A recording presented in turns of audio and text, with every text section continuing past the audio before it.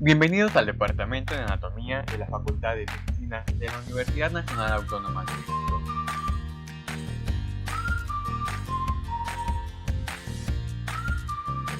Mi nombre es Luis Cruz y en esta ocasión vamos a ver la vía visual.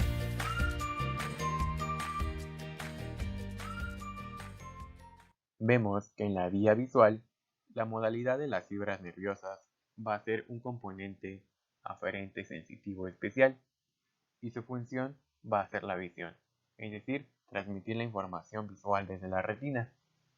Por su parte, la retina es una estructura sensitiva especializada, pues la luz entra en los ojos y se transforma en señales eléctricas en la retina, mientras que el nervio óptico es quien se encarga de transportar estas señales hasta el sistema nervioso central.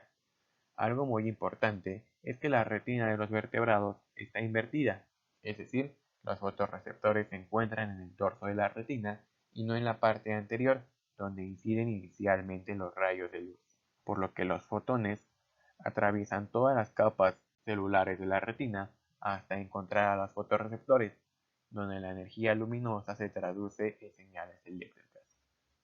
Una vez la información recibida por los fotorreceptores pasa hacia adelante en la retina hacia las células bipolares, que transmiten la señal más adelante hacia las células ganglionares en las capas anteriores de la retina.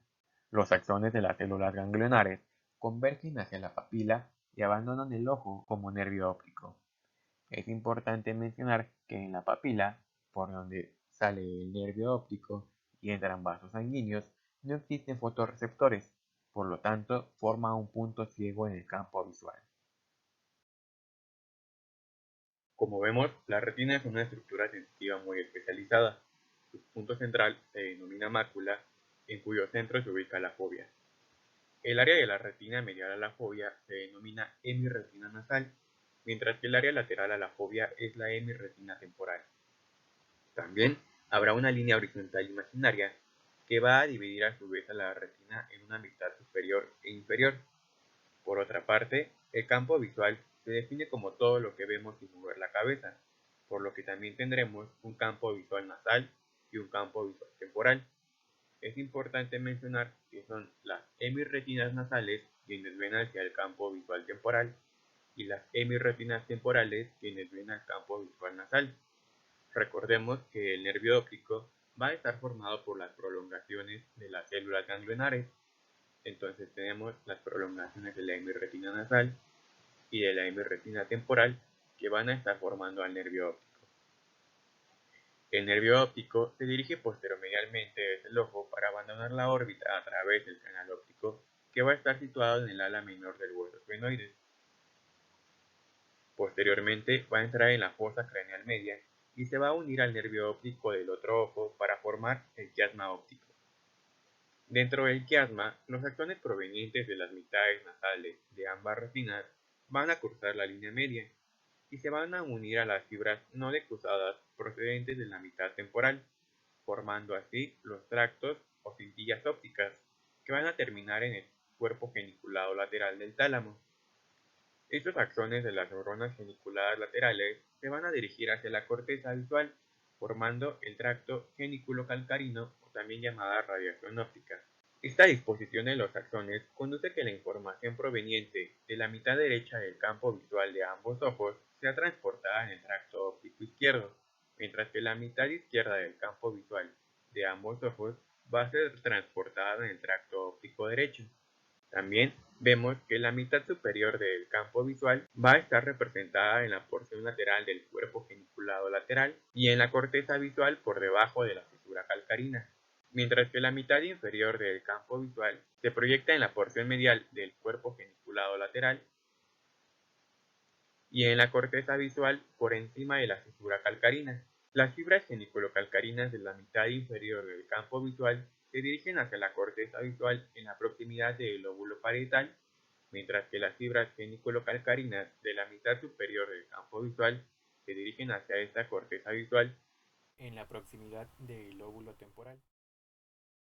Una vez en la corteza visual, se van a proyectar en la corteza visual primaria, también llamada corteza calcarina o corteza estriada, que corresponde al área número 17 del mapa de Brodmann. Esta se localiza en la superficie medial del lóbulo occipital por arriba y debajo de la fisura calcarina. Desde la corteza visual primaria se envían las señales visuales integradas a la corteza visual secundaria, que corresponde al área 18 y 19 del mapa de Brodmann. A estas áreas también se denominan corteza extraestriada. Esta corteza de asociación visual es amplia y comprende todo el lóbulo occipital, parte del lóbulo parietal y del lóbulo temporal. Es muy importante esta corteza, pues va a estar implicada en el reconocimiento de objetos, la percepción del color, así como la sensación de profundidad y de movimiento. También vamos a ver que las disfunciones visuales, debido a la interrupción de la vía en cualquier punto, se describen en función del campo visual y no de la retina. Por ejemplo, una interrupción de la vía visual a nivel del nervio óptico del lado derecho provocaría la pérdida visual de ambos campos, del campo nasal y del campo temporal, provocando una ceguera total en el ojo derecho. Otro caso sería la interrupción de la vía a nivel del quiasma óptico, provocando la pérdida de ambos campos temporales de ambos ojos.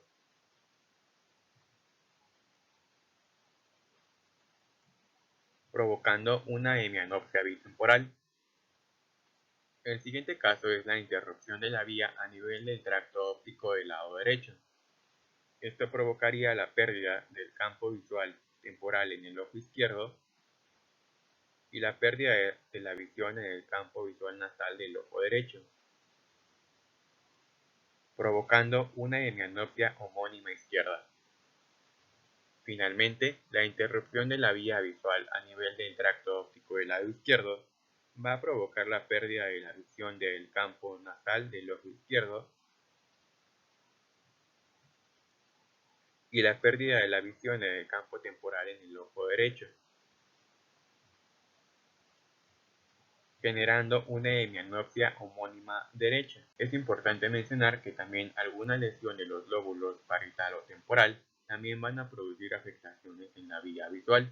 Si recordamos, la información procedente del campo visual derecho se va a proyectar en la corteza del lado izquierdo, mientras el campo visual izquierdo se proyecta en la corteza del lado derecho. Por ejemplo, una lesión en el lóbulo parietal del lado derecho va a producir la pérdida de la visión en el campo visual inferior del lado contrario,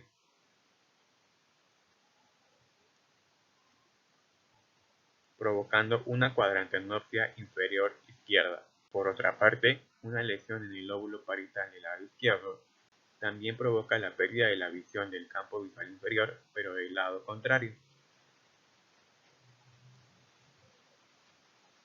provocando una cuadrantenopsia inferior derecha. Una lesión en el lóbulo temporal del lado derecho provoca la pérdida de la visión en el campo visual superior en el lado izquierdo,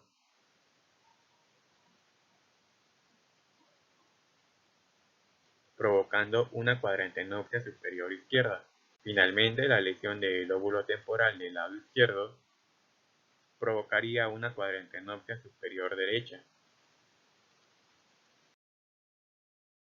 Si hablamos del reflejo fotomotor, vamos a ver que si se proyecta una luz en el ojo, normalmente las pupilas de ambos ojos se contraen. La contracción de la pupila del ojo en el que se proyecta la luz se denomina reflejo fotomotor directo, mientras que la contracción de la pupila opuesta, aunque la luz no alcance a este ojo, se denomina reflejo a la luz consensual.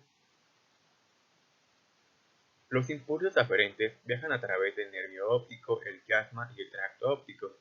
Aquí, un pequeño número de fibras abandona el tracto óptico y establece sinapsis con células nerviosas del núcleo pretectal, que se encuentra cerca del folículo superior.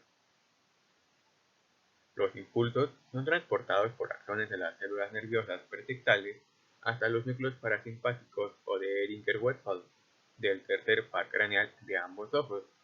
Aquí, las fibras establecen sinapsis y los nervios parasimpáticos tienen un trayecto a través del tercer par craneal hasta el ganglio ciliar en la órbita.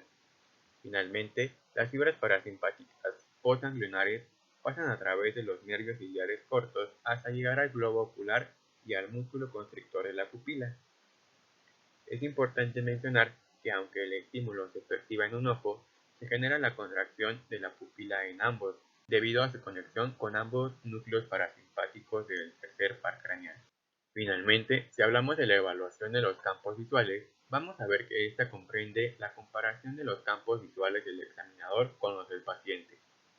El examinador debe estar directamente enfrente al paciente, indicarle a este que enfoque sobre su nariz y luego pedirle que cierre el ojo izquierdo.